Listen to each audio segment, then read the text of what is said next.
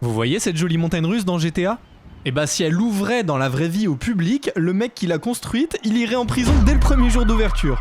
Pour meurtre. Même si elle a l'air tranquille, je vous assure qu'elle l'est pas du tout, hein. Là, vous faites face à l'un des coasters les plus dangereux que j'ai pu voir dans ma vie. Alors je sais, c'est un jeu vidéo et les développeurs ils sont pas experts en coaster. Mais vu que GTA V ça se veut quand même réaliste, j'ai envie de voir jusqu'où ils ont poussé le curseur pour ce coaster. Et je parle pas de à quel point ça ressemble à une vraie attraction, hein. Non, moi je vais aller plus loin que ça. Moi j'ai envie de voir jusqu'où les développeurs sont allés dans le détail et si cette montagne russe elle respecte ou pas le fonctionnement d'une vraie. Alors vous allez voir, hein, mais c'est une belle catastrophe.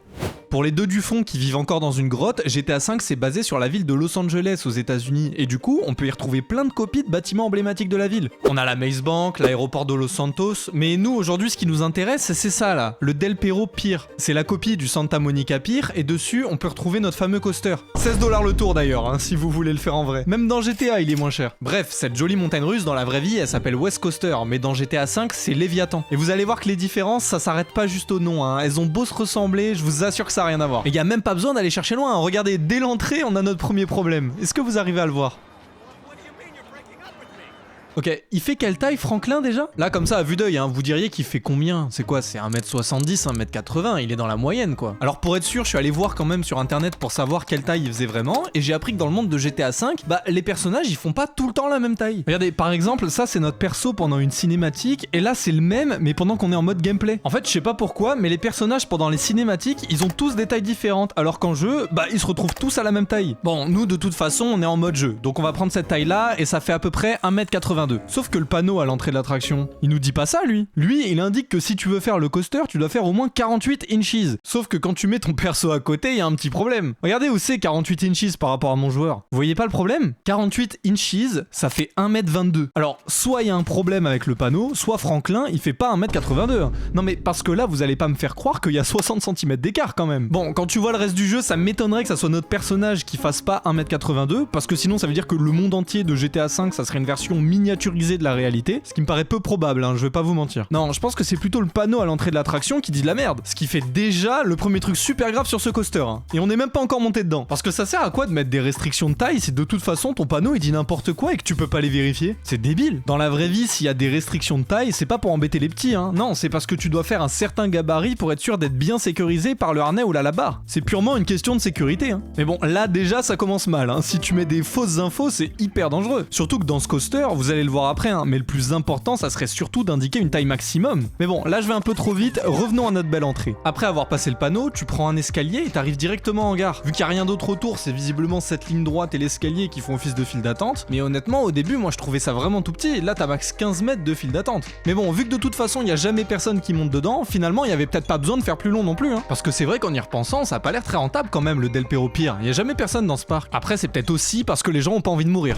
Peut-être que déjà, quand tu mens sur la taille, ça rebute les visiteurs. Et peut-être qu'avoir une station d'embarquement et de débarquement qui est pas du tout aux normes, ça aide aussi. Ah oui non, hein, mais parce que là si le manque de sérieux sur le panneau qui indique la taille ça vous a choqué, là vous allez péter un plomb avec la station, hein. Y a rien qui va. Et c'est dommage parce qu'ils étaient bien partis pourtant les développeurs quand ils l'ont créé. Il y a la zone d'embarquement et de débarquement qui sont séparées pour fluidifier les flux, il y a des escaliers de sortie pour libérer rapidement la gare, et il y a même des barrières au bord pour éviter que les gens tombent.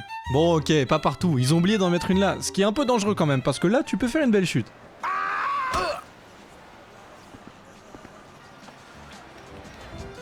Le problème en fait c'est que la sécurité la plus importante, elle y est pas. Le truc de base que t'es censé avoir dans n'importe quelle gare, bah là y en a pas du tout. Alors je sais pas si vous étiez au courant, mais quand un train est en mouvement sur le parcours, bah c'est super dangereux pour les gens qui se trouvent à côté. En fait le train il fait plusieurs tonnes à vide, et s'il est rempli il est même encore plus lourd. Et le train, bah on peut pas l'arrêter là où on veut sur le parcours, hein. Il peut pas s'arrêter par lui-même. Les seuls endroits où il peut être stoppé c'est sur des zones bien précises. Donc quand le train est en mouvement, par sécurité, pour éviter que quelqu'un se fasse écraser bêtement, bah on fait en sorte que les visiteurs ils puissent pas se retrouver dans une situation qui ferait qu'ils pourraient se faire rouler dessus. C'est pour ça qu'on a plein de barrières autour du parcours quand c'est proche du sol. C'est pour éviter que les débiles ils se mettent trop proches et qu'ils se prennent le train parce qu'ils voulaient faire une photo stylée. Et dans les gares, bah c'est pareil, quand le train il est en mouvement, on a des barrières qui bloquent les visiteurs. Comme ça évite d'avoir une situation où le mec il tombe sur les rails pendant que le train est en train d'avancer. Les seuls qui peuvent être devant ces barrières quand le train est en marche, c'est les opérateurs. Mais bon, eux c'est leur boulot et ils sont formés aux règles de sécurité. Et en plus parfois, ils sont quand même obligés de se mettre dans des zones bien précises lorsque le train il part de la gare. Ce qui est clairement pas le cas ici, hein. Là y a rien du tout, y a aucune barrière nulle part pour te stopper pendant que le train est en marche. Là tu peux arriver en courant à fond et te jeter sur les rails. Y a rien qui t'empêche de le faire, même pas l'opérateur. Mais bon, on s'attardera sur lui un peu peu après parce que c'est un sacré branleur quand même ce mec. En tout cas, en ce qui concerne la sécurité de la gare, c'est vraiment effrayant, hein. Surtout qu'il y avait la place d'en mettre des barrières, hein. Ils pouvaient en mettre une juste là avant d'arriver sur la plateforme ou alors une devant chaque wagon même. Mais bon, peut-être que la population dans GTA elle est plus responsable que nous, hein. C'est sûrement pas les développeurs qui avaient juste la flemme de construire et d'animer tout un système de barrières, hein, pas du tout. Bref, c'est quand tu te mets devant le train que ça y est, on te propose de monter dedans. Et c'est là que les premières différences entre le mode histoire et le mode en ligne apparaissent. Allez, montons dans ce coaster. Qu'est-ce que ça donne ? 15 balles. Ah oui, c'est pas donné, dis donc. Où est-ce qu'on va ? On se met devant pour le premier ? Allez, on se met devant. Ah oui, ok, ça démarre comme ça. Je peux pas changer la vue. Je peux pas changer la vue ? Ah non, mais je croyais qu'on pouvait voir le perso et tout. Attendez, je vais me mettre en freecam, j'ai un mode. Mais... y a pas de train. Y a pas de train. C'est juste une caméra qui roule sur des rails. Enfin, qui fait semblant de rouler sur des rails. Ok, mais en fait, c'est... D'accord. Bon, petit problème là, y a pas de train qui roule. Dans mes souvenirs sur GTA, on voyait le train rouler quand même.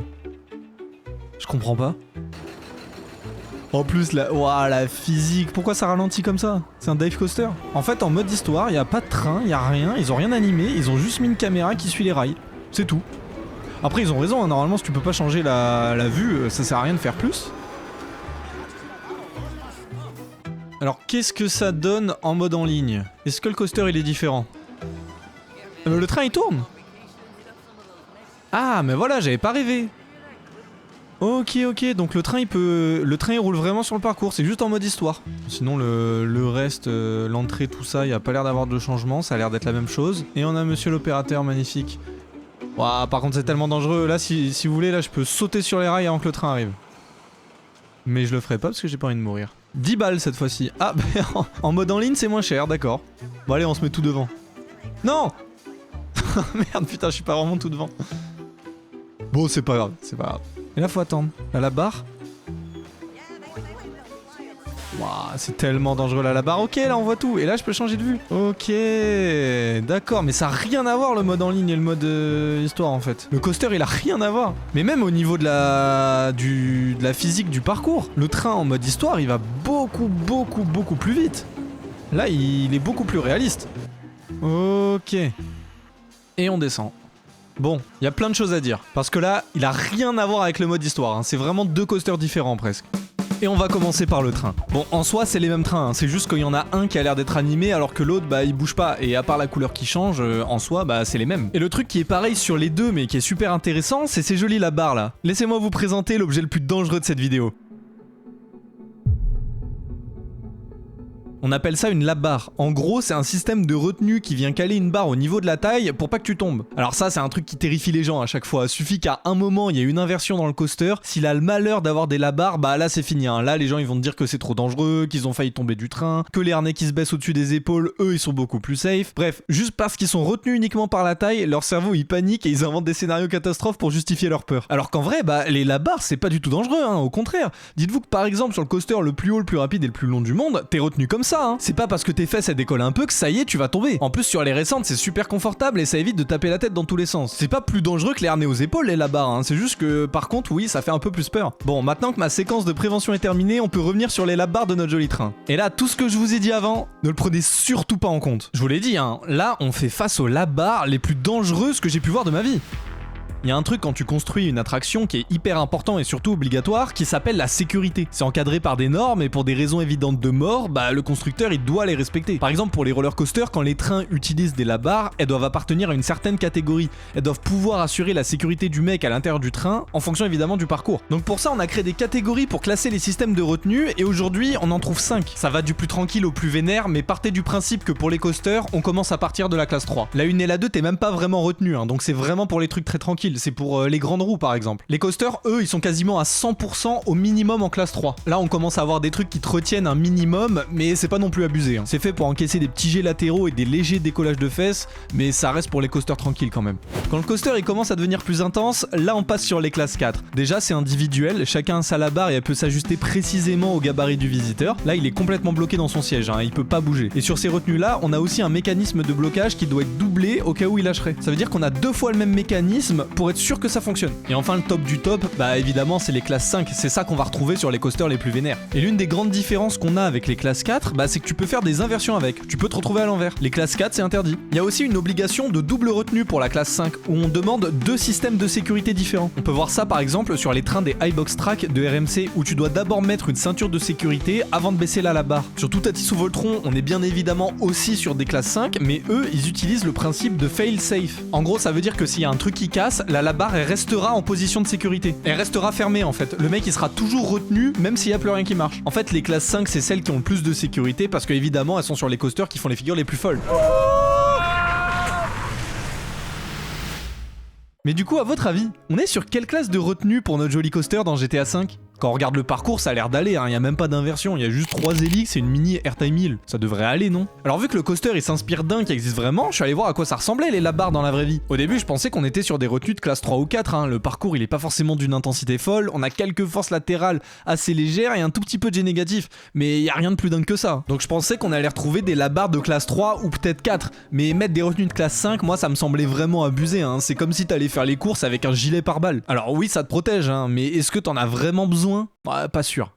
En plus pour l'exploitant, mettre des classes 5, ça veut dire que le train il va coûter plus cher, que la maintenance elle va coûter plus cher aussi, qu'il y a un système informatique plus complexe. Enfin bref, pour un si petit coaster qui joue pas du tout dans la cour des grands, y a vraiment pas besoin de pousser la sécurité si loin. Mais sauf que si tu fais bien attention, dans les vidéos où on voit les gens embarquer dans le train, bah ok, il y a des labarres individuelles qui s'ajustent précisément au gabarit du visiteur, mais il y a ça aussi là, il y a ce truc là. Ça, c'est la ceinture de sécurité que tu mets avant de baisser la barre. Vous savez, comme sur les trains RMC dont je vous ai parlé tout à l'heure. Ouais, ceux qui font ces figures-là, ouais. Du coup, là, je vous avoue que ça m'a un peu chamboulé, hein. Pourquoi ils auraient mis des labarres de classe 5 avec une double sécurité pour un coaster si peu extrême ? Donc, je suis allé chercher un peu plus loin et apparemment, c'est bien des labarres de classe 4. Mais en fait, il y a les assureurs ou alors le parc lui-même qui demandent d'avoir une ceinture en plus, juste au cas où. Mais elle est pas du tout obligatoire finalement. Alors faut savoir aussi que là le train dont je parle c'est le nouveau qui a remplacé l'ancien en 2021 et c'est pour ça qu'il ressemble pas autant que ça à celui de GTA V parce que en fait celui de GTA V il est basé sur l'original de 1996. Mais bon pour vous la faire courte, celui de 1996 il a le même principe et le même système de retenue que le nouveau, c'est juste que c'est fait avec des mécanismes plus anciens. Mais c'est la même chose, hein, c'est des labarres de classe 4 avec une ceinture en plus. Donc West Coaster, le Léviathan de la vraie vie, il a des labarres de classe 4. Mais qu'est-ce qu'on a nous sur GTA ? Est-ce que les développeurs ils sont allés si loin dans le détail ? Ah bah pas vraiment non, hein. Vous vous souvenez quand je vous disais que ce coaster est extrêmement dangereux ? Bah c'est en grande partie à cause des labarres. Non mais regardez à quoi elles ressemblent, c'est n'importe quoi. Déjà le premier truc qu'on peut remarquer c'est que c'est une labarre par rangée, elles sont pas individuelles, ce qui en soi pourrait être ok hein, parce que les retenues de classe 3 elles sont autorisées à pouvoir sécuriser plusieurs personnes en même temps, c'est pas interdit. Mais il y a un mot qui était super important dans ma phrase précédente, c'est le mot sécuriser. Parce que là je suis désolé hein, mais elles sont censées sécuriser quoi là ? Vous allez pas me faire croire qu'on est bloqué dans le siège avec un truc comme ça. En plus elles se baissent et elles remontent comme si ça servait à quelque chose pour les passagers. Je suis sûr qu'ils pourraient sortir du train sans avoir à relever la barre. En fait là on a un mix de la barre de classe 2 et 3 en même temps. Parce que là le passager il est pas du tout retenu par la barre, d'ailleurs on peut le voir pendant le ride, il se sert de la barre que pour s'accrocher avec les mains, ce qui est pas le but hein, normalement. Sauf qu'en même temps elle se baisse et elle remonte de façon automatique. Là le passager il peut pas la remonter hein, c'est pas lui qui décide, elle est bloquée. Du coup on se retrouve avec un mix bizarre qui correspond même pas à aucune norme et qui en plus est pas adapté à l'intensité de l'attraction. Parce que oui hein, le parcours il a l'air tranquille, mais il y a quand même des forces latérales et des jets négatifs qui sont pas négligeables hein. Une retenue de classe 2 c'est impensable sur un coaster comme ça normalement. C'est pour ça d'ailleurs que West Coaster il a des labarres de classe 4. C'est pas pour faire joli hein. Bon je vais passer très vite sur le reste du train qui est plutôt ok, même s'il y a d'autres dingueries, comme l'attelage par exemple qui est là, bah je peux pas dire qu'il est mal fait parce que de toute façon il existe même pas. Genre là entre les wagons c'est, je sais pas, la magie peut-être qui les fait tenir entre eux, un truc comme ça, je sais pas. En dessous du train on a les roues qui étonnamment elles sont plutôt correctes, même si le modèle 3D il laisse à désirer, au moins bah il y a tout ce qu'il faut. On a les roues porteuses au-dessus, les roues latérales à l'intérieur du rail et les roues up-stop en dessous qui retiennent le train lors des bosses. Non franchement c'est plutôt ok. J'ai pas grand chose à dire à part que le modèle 3D il est vraiment moche et hyper simplifié, mais en soi bah c'est ça hein. Par contre en dessous il manque un autre truc vachement important, et ça bah pour la sécurité des passagers ça aurait été cool de l'avoir quand même. Normalement au milieu là on a des freins, vous savez le truc qui empêche d'avoir des accidents là. Alors je sais, tout à l'heure je vous ai dit que les trains ils ont pas de freins et qu'ils peuvent pas freiner là où ils veulent. Mais je vous ai un peu menti en fait. Oui les trains ils peuvent pas freiner là où ils veulent, mais ils ont quand même des freins. Enfin, en partie. En fait, pour freiner un train de roller coaster, on fait ça avec de la friction. En gros, on prend un truc qui frotte, on le frotte au train et ça le fait ralentir. C'est comme les freins à disque sur les vélos par exemple. En fait, t'as une surface au milieu, le disque, qui se fait pincer par des patins et vu qu'il tourne alors que les patins non, bah ça le fait ralentir. Là, pour le train, c'est la même chose, sauf que lui, bah il a que le disque. Enfin, la lamelle, parce que c'est pas un cercle mais une plaque. Mais vous avez compris, c'est le même principe. Et du coup, si je dis qu'il a en partie des freins, c'est parce que les patins qui viennent pincer la lamelle pour faire ralentir le train, ils sont sur les rails, eux, ils sont pas sur le train. Et là, en dessous du train de GTA V, bah y a rien du tout, y a pas de lamelle, y a même pas un truc qui pourrait faire penser à ça, y a rien, c'est vide. Alors, y a d'autres systèmes de freins qui existent, comme les roues de friction ou les freins magnétiques, mais là, dans notre cas, y a rien de tout ça, y a aucun frein nulle part. Ce qui fait me demander comment le train est stoppé à la fin du parcours aussi, hein. C'est peut-être la même magie que celle qui fait tenir les wagons entre eux, qui sait. Et ça doit être la même magie qui fait avancer le train aussi, je pense, hein. Non mais je sais pas, je dis ça comme ça, parce que comment il fait pour avancer aussi? Ça a pas de moteur un train, hein. Ça fonctionne avec la gravité, ça roule pas tout seul. Alors, si, il y a les Powerade Coaster qui sont un type de coaster très particulier, qui ont un moteur à l'intérieur du train et qui avancent du coup sans aide de la gravité, mais là, nous, notre coaster, c'est pas ce type-là, hein. Lui, il est classique, c'est un coaster de base. Et dans les coasters de base, normalement, il y a des trucs en plus sur les rails ici. Normalement, le rail, il est pas tout nu en fait. Il est censé avoir des mécanismes qui permettent de contrôler la position du train, que ça soit pour l'arrêter ou le faire redémarrer, hein. Il doit y avoir forcément quelque chose sur les rails qui fait que le train il peut bouger. Alors on peut avoir des freins qui viennent stopper le train en gare, comme sur Goudurix au parc Astérix par exemple, où là bah la gare en fait elle est un peu inclinée, ce qui permet de refaire partir le train en relâchant les freins tout simplement. Parce que le rail dans la gare en fait ils l'ont penché un petit peu pour que quand les freins s'ouvrent, le train il puisse repartir. Mais sinon dans la grande majorité des cas, on a des roues de friction qui sont là pour faire le taf. En fait il y a des roues avec des pneus qui viennent s'appuyer sur le train pour le faire avancer. Souvent c'est comme ça que les trains avancent dans les gares, ça permet d'être super précis sur sa position et parfois même ça permet de pouvoir faire des embarquements en continu, comme sur Voltron à Europa Park par exemple, où là bah les trains ils s'arrêtent même pas et c'est toi qui dois monter dedans pendant qu'ils avancent. Mais bon, dans la gare de Léviathan apparemment ils ont plutôt choisi de bosser avec la magie, hein. Puisque comme vous pouvez le voir, il y a rien du tout sur les rails. Là il y a pas de frein, il y a pas de roue de friction, il y a rien du tout. C'est vide. Mais bon, au moins grâce à la magie, notre train il peut être dispatché de la gare, hein. Il peut partir faire le parcours. Et ça c'est cool. Mais attendez, hein, parce que là, si vous pensiez qu'on avait vu le pire avec les labars et le train... je crois que vous êtes pas prêts. Bon déjà, je vais pas m'attarder sur le fait que les visiteurs ils ont accès aux escaliers du lift et qu'ils peuvent y aller alors que le train est en mouvement. Parce que de toute façon, on a bien compris que la sécurité c'était pas le point fort de ce coaster visiblement. Moi je veux plutôt qu'on s'intéresse à où est-ce qu'il est passé le lift. Où est-ce qu'il est? Non mais parce qu'on est d'accord, vous aussi vous l'entendez. Vous aussi vous entendez le bruit de la chaîne et de l'anti-rollback quand le train il monte. Mais si, vous savez, c'est le bruit le plus reconnaissable d'un coaster, c'est le clac clac clac qu'on entend quand il y a une montée à chaîne. En fait, c'est le bruit d'une pièce de métal qui tape sur d'écran et qui fait en sorte de bloquer le train si la chaîne se casse, pour pas qu'il retourne en arrière. D'où le nom, hein, anti-rollback. On l'entend bien ici. Mais par contre, on le voit pas bien ici. Bon, ça nous surprend plus, hein. Si on le voit pas, c'est normal, hein. Il y en a juste pas. Ce qui est un peu dommage quand même, parce qu'ils ont pensé à mettre le bruit pourtant. Mais y a pas que ça qui me perturbe sur les rails, y a autre chose encore. C'est l'espacement entre les supports du rail. Sur tout le parcours, on a le même espacement. Entre ces pièces-là, il y a le même écart. Sauf qu'en haut de la montée, ici, bah l'espacement il devient beaucoup plus grand d'un coup. Il fait presque le double de taille par rapport au reste du parcours. Là, je vous avoue que quand j'ai vu ça, j'avais aucune idée de pourquoi c'était là, hein. Parce que ça m'a l'air bien intentionnel quand même. Ça m'étonnerait que les développeurs, ils aient juste oublié d'en mettre ici. C'est bizarre.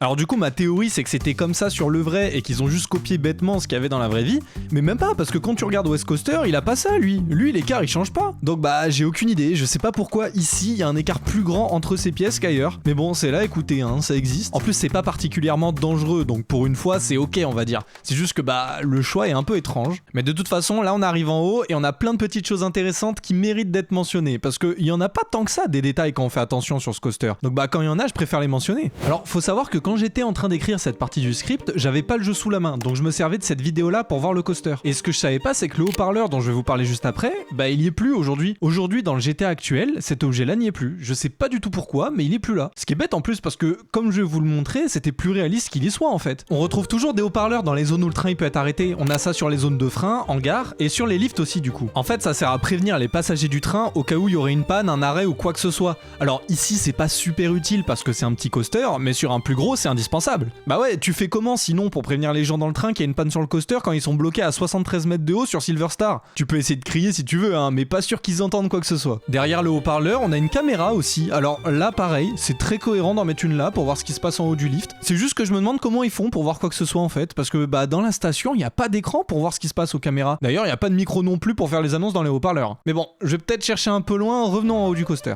Sur notre droite, on a une sorte d'armoire électrique ou du moins un truc qui ressemble, et ça a l'air important en plus parce qu'il y a carrément une plateforme supplémentaire pour y accéder. Ce qui est drôle, c'est que sur West Coaster, il y en a une aussi, mais ils ont tout fait en miroir. Les escaliers normalement ils sont à droite et l'armoire elle est à gauche, mais là bah c'est l'inverse. Et même dans la gare, hein, c'est dans l'autre sens, t'embarques de ce côté-là et tu sors par là normalement. Alors j'ai pas la raison de pourquoi ils ont décidé d'inverser ces choses-là, mais en soi bah ça change pas grand-chose. Hein. Et puis il y a des trucs un peu plus graves qui sont ratés aussi, hein. Comme je sais pas, la physique du train en mode histoire par exemple. On avait vu tout à l'heure qu'il y avait des différences entre le mode histoire et le mode en ligne, et celle-là bah, c'est carrément la plus grosse. En fait le train il va pas à la même vitesse entre les deux modes. Je pense que la raison elle est super simple, hein. En mode histoire tu peux pas changer la vue, donc t'es toujours en première personne dans le train, et on a vu en plus qu'il était même pas modélisé. Du coup je pense que les développeurs en fait ils ont animé un peu à l'arrache l'animation du coaster, ils ont fait ça vite fait, et pour un mec bah, qui est pas obsédé comme moi par ça, bah ça passe large. Mais par contre quand le mode en ligne il est sorti, bah là ils ont dû tout refaire. Bah oui, il y avait pas de train d'animer, c'était juste la caméra du joueur qui flottait au-dessus des rails. Sauf qu'en ligne, bah tu peux pas te contenter de ça, faut que les autres joueurs ils puissent voir aussi le train se déplacer sur le parcours. Alors du coup je pense qu'ils ont tout refait depuis zéro et ils en ont profité pour faire un truc un peu plus réaliste. C'est ma théorie, hein, c'est peut-être pas ça, hein. Peut-être qu'ils avaient juste envie de faire vraiment deux rides différents, hein. Même si je comprendrais pas trop pourquoi, mais soit. Dans tous les cas, nous on se retrouve avec deux expériences totalement différentes, et je peux vous dire qu'il y en a une qui est un peu plus dangereuse que l'autre, vous allez voir. Tout à l'heure quand on a parlé des classifications de la barre, on a aussi vu que ça dépendait pas mal des forces que subissent les passagers pendant le tour. Alors nous dans notre cas, même sans regarder les forces de Léviathan, on a vu que c'était déjà pas du tout aux normes, hein. Si le mec il peut sortir du train quand il veut parce qu'il est pas assez bien retenu, c'est super dangereux, hein. Peu importe qu'il soit dans un coaster familial ou à sensation forte. S'il tombe de cette hauteur là, c'est la mort pour lui, hein, que le train il aille vite ou pas. Mais en fait, même si on a les meilleurs labarres du monde, on a aussi des réglementations au niveau des forces qu'on peut subir dans un coaster.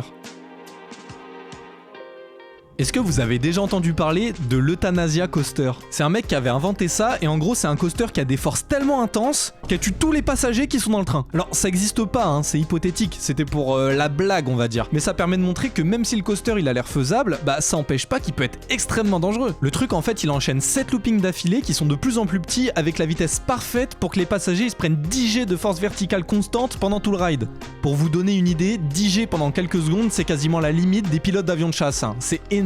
Et là, l'Euthanasia Coaster, c'est 10 G constant pendant au moins 1 minute. Notre corps, il est pas fait pour supporter autant de G pendant aussi longtemps, hein. C'est pour ça que c'est mortel. Tu pèses 10 fois ton poids quand même. Ton cœur, il est plus assez puissant pour envoyer du sang qui du coup pèse 10 fois plus lourd jusqu'à ton cerveau. Mais ce coaster-là, théorique, il est intéressant parce que du coup, les constructeurs, quand ils construisent un nouveau coaster, ils sont évidemment obligés de respecter des normes concernant les forces G de l'attraction. Ils peuvent pas faire n'importe quoi, ça serait trop dangereux pour les visiteurs. Donc est-ce que vous voyez où je veux en venir ? Je pense que vous avez deviné hein, pourquoi je vous parle de ça. Ok, la drop là, vous pensez qu'on se prend combien de G d'accélération? Vous pensez que là, notre dos, il se fait plaquer à quel point contre le siège? Normalement, sur une drop comme ça qui est super tranquille, on est proche de 0, hein. Ça accélère vraiment pas vite, t'as vraiment pas le dos collé au siège. Pour vous donner une idée, Voltron à Europa Park, qui lui est un coaster propulsé, il a une accélération plutôt sympa au départ, et on est vers les plus 1 G. Et tu la sens déjà bien.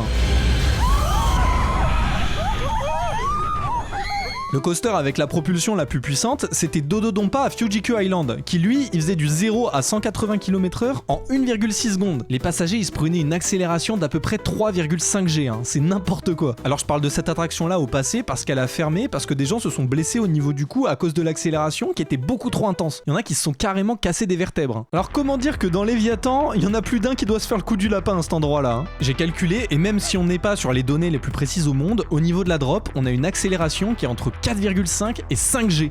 C'est n'importe quoi. Alors oui, elle est extrêmement courte puisqu'elle dure moins d'une seconde, on est vers les 0,65 secondes, mais elle est tellement violente que ça peut devenir dangereux. En plus, il n'y a même pas de support pour tenir la tête sur les sièges. Donc là, quand ça part, faut avoir les muscles du cou bien solides, hein. Alors ce qui m'étonne par contre, c'est qu'au niveau des normes que les constructeurs doivent respecter, techniquement, l'accélération elle reste légale. En soi, si on en croit ce graphique qui nous dit quelle est la limite de force qu'on peut subir lors d'une accélération en fonction du temps qu'elle dure, bah 4,5 ou 5 G pendant moins d'une seconde, c'est ok. Alors, c'est ok s'il y avait un appui-tête pour la retenir évidemment, hein. Là on en a pas donc forcément ça reste illégal. Mais moi je pensais que l'accélération en elle-même elle était déjà beaucoup trop forte. Mais visiblement bah ça peut passer. Après vous inquiétez pas, hein, on n'a pas encore la technologie pour faire des trucs aussi puissants aujourd'hui. Donc c'est pas demain la veille que vous allez monter dans un coaster qui a une accélération de 5G, hein. Après avoir survécu à cette drop / propulsion extrêmement intense, on se retrouve dans une hélice à 540 degrés. En gros, c'est un virage qui fait un tour et demi. Alors là, on n'accélère plus, hein, on reste à la même vitesse. Mais par contre, on se prend des sacrées forces latérales là. Pour être précis, pendant 5,083 secondes, on tourne une fois et demie sur nous-mêmes dans une hélice qui fait 21 mètres de diamètre. Je vous épargne les calculs, on est à 3,68 G latéraux. Ça par contre, c'est totalement illégal, hein. Ça c'est hors des normes de la STM. Pour les forces latérales, le max du max que tu peux te prendre, c'est 3 G pendant une seconde.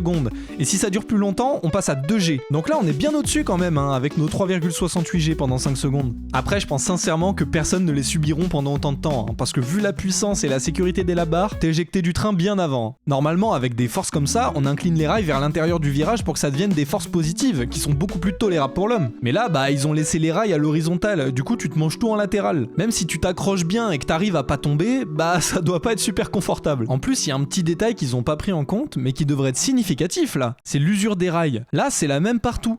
Normalement, avec des virages et des accélérations aussi intenses, ça devrait pas être régulier comme ça, hein. On devrait retrouver des traces beaucoup plus importantes à l'intérieur du rail à droite que celui à gauche. Bah oui, les roues latérales de droite pendant le virage, elles vont beaucoup plus appuyer sur le rail que celles de gauche. Vous pouvez le voir ça sur les vrais coasters, hein. Alors peut-être pas sur les tout neufs, mais sur ceux qui tournent déjà depuis quelques temps, on peut voir des traces d'usure, et elles sont pas du tout uniformes. Et ici d'ailleurs, il devrait même y en avoir en dessous. Cette figure-là, on appelle ça une airtime hill ou un camelback. En gros, ça veut dire dos de chameau, c'est parce que ça ressemble. C'est une figure qui te fait décoller du siège, et c'est comme si tu faisais un genre de saut en fait, un airtime, du temps dans l'air quoi. Alors, je vais pas m'attarder sur les forces que les passagers subissent à cet endroit-là, parce que vous en doutez, elles sont beaucoup trop fortes et super dangereuses. Là, normalement, avec des labars, tu te fais éjecter du train à coup sûr. Ça, je pense qu'on l'avait tous deviné. Mais par contre, vu que le train, il se prend des forces G négatives en haut de la bosse, il devrait y avoir des traces d'usure en dessous du rail, pas au-dessus. C'est le même principe que pour l'hélice, hein, sauf que là, bah, c'est pas des forces de droite à gauche, mais de haut en bas. Bref, après cette airtime hill, on a à nouveau deux hélices, un peu moins intenses que la première par contre, mais toujours pas inclinées et toujours aussi dangereuses. D'ailleurs, si vous faites bien attention, il y a une boucle de plus par rapport à West Coaster. Et si vous voulez savoir pourquoi Rockstar en a rajouté une, bah c'est pour que le coaster il ressemble à une bite vue du ciel. Non, hein, c'est pas une blague, c'est vraiment la raison. C'est pour que quand tu regardes sur la map, le tracé du parcours il ressemble à un pénis. Je ne commenterai pas plus cette information, vous en faites ce que vous voulez. Moi je suis là pour savoir si le coaster il est réaliste, pas s'il est de bon goût, hein. D'accord ? Donc reprenons. Après avoir traversé les deux hélices de fin de parcours, on peut remarquer que la magie, bah elle marche toujours parce que le train il est ralenti sans aucune raison. Normalement, juste avant la gare, on a quelque chose qui s'appelle la brake run. C'est des freins de fin de parcours. Ça permet de ralentir le train avant qu'il rentre en gare et ça permet aussi de le bloquer s'il y en a un autre devant lui qui est encore dans la gare, pour pas qu'il se rentre dedans. Ici, bah sans grande surprise, on n'en aperçoit pas sur les rails, hein. Mais bon, ça, fallait s'y attendre, j'ai envie de vous dire. Me faites pas les choquer à ce niveau-là de la vidéo, hein. De toute façon, je pense qu'il y a jamais eu personne pour constater qu'il y avait pas de frein parce que les passagers ils meurent tous avant. Ce qui est différent du mode en ligne d'ailleurs, hein, où là les forces elles sont beaucoup plus réalistes et supportables. Bon, on a toujours un problème avec les labars, mais par contre il y a beaucoup moins de risques d'éjection sur le Léviathan du mode en ligne. Ici c'est beaucoup plus tranquille, et franchement on n'est pas loin de ce qu'on peut voir sur West Coaster. La drop elle est douce et elle suit une accélération qui est très correcte. Les hélices, même si elles sont pas inclinées, elles sont prises avec beaucoup moins de vitesse, donc ça peut passer. Et à part la airtime hill qui est un peu puissante je trouve, le reste du parcours est très ok, ça fonctionne bien. Sauf si on prend en compte la clearance. Ah, vous croyez qu'on avait fini? Qu'il allait s'en sortir comme ça? Eh pep, moi je vous l'ai dit qu'il était super dangereux ce coaster, hein, c'est pas fini. Vous vous souvenez au tout début de la vidéo quand je vous disais qu'il faudrait surtout indiquer une taille maximum pour les gens qui montent dans cette attraction? Bah c'est à cause de la clearance. En fait la clearance c'est l'espace libre nécessaire tout autour du train pour s'assurer que les passagers ils se mangent aucun obstacle durant le trajet. Imaginez, c'est un peu comme une bulle autour du train où tu dois rien mettre sur le parcours qui pourrait rentrer dedans. Bah oui, ça serait embêtant de se faire arracher un bras parce que t'as voulu l'élever mais que juste au-dessus il y avait un pilier. Bah sur Léviathan, si vous êtes grand, tant pis pour vous, hein. Si tu voulais lever les bras, fallait être plus petit, écoute, hein. Et si tu voulais les mettre sur les côtés, bah tant pis pour toi, hein. Fallait pas le faire non plus. Puis d'ailleurs, faut pas compter sur l'opérateur pour vous prévenir de tous les dangers de ce coaster, hein, ou même juste pour vous dire les consignes de sécurité. Je vous l'ai dit, lui il sert à rien. J'ai passé toute la journée à le regarder travailler et il a pas bougé d'un poil le mec, hein. Alors, il fait rien, je suis d'accord, mais en même temps, vous voulez qu'il fasse quoi? Il a pas de table de commande, il a rien du tout. Vous voulez qu'il bosse comment? Le mec il peut rien faire à part regarder et faire partir les trains. Je sais même pas comment il fait d'ailleurs. C'est vrai que maintenant sur n'importe quel coaster, même s'ils font beaucoup de choses en mode automatique, il est censé y avoir au moins une table de commande dans la gare. Tu la contrôles comment ton attraction sinon? Bon après, même quand l'opérateur n'est pas là, on va dire ça, le coaster il tourne toujours, donc bon, il doit y avoir des trucs qui m'échappent. Bon, est-ce qu'il est réaliste alors notre Léviathan? Même si on est dans un jeu vidéo qui parfois va un peu trop loin, ça se veut quand même un minimum réaliste, non? En plus, le coaster, faut pas oublier qu'il se base sur un qui existe déjà, hein, donc normalement c'est plus facile pour le rendre crédible. Les développeurs ils partent pas de zéro là. Alors oui, quand on va chercher un peu dans le détail, il y a des dingueries qui sautent aux yeux. Et encore, je vous ai pas parlé de tout ce qu'on peut faire pendant que le train tourne. Mais faut pas oublier non plus qu'on est dans un jeu, hein, et que le but c'est que ce soit fun pour les joueurs. Et sincèrement, s'il a arrêté de fonctionner toutes les 5 minutes parce qu'un mec s'est mis sur les rails et s'est fait écraser, ça deviendrait fatigant. Mais j'espère quand même qu'on aura un coaster un peu plus détaillé dans GTA 6. Hein. En plus, on sera en Floride et là-bas, il y a de quoi faire. On aura peut-être quelque chose de plus intéressant. Hein. D'ailleurs, si ce concept de vidéo vous a plu, dites-le moi en commentaire. Hein. Il y a encore plein d'autres jeux avec des coasters. Et peut-être que celui de GTA 5, c'était pas le plus réaliste. Hein. Il y en a peut-être qui sont encore plus détaillés, qui sait. Allez, merci d'être resté jusqu'au bout et oubliez pas de vous abonner.